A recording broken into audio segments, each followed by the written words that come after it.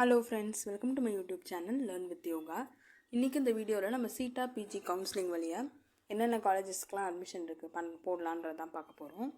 சீட்டா பிஜிக்கான counselling பேர் வந்து சிஇஏபின்ற நேமில் நடத்துவாங்க. Common engineering admission procedures. இதில் வந்து ஒரு 17 இன்ஸ்டியூஷன்ஸ் தான் யூஸ்வலாக பார்ட்டிசிபேட் பண்ணுறாங்க. அது என்னென்னு பார்க்கலாம். College of engineering Guindy Anna university main campus கிண்டியில் இருக்கிறது.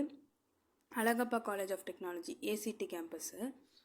School of architecture and planning Madras institute of technology Chromepet Chennai. Annamalai university faculty of engineering and technology Cuddalore.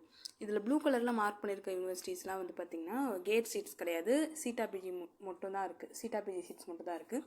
Other காலேஜஸில் கேட் சீட்ஸும் இருக்கும், சீட்டா பிஜி சீட்ஸும் இருக்கும். சிக்ஸ்த் வந்து பார்த்திங்கன்னா CIPET institute of petrochemicals technology. Seventh வந்து பார்த்திங்கன்னா Thanthai Periyar government institute of technology Vellore. Eighth வந்து government college of technology Coimbatore. Ninth வந்து PSG college of technology Coimbatore. Next Coimbatore institute of technology Coimbatore. Government college of engineering Bargur. Government college of engineering Salem. Government college of engineering Erode.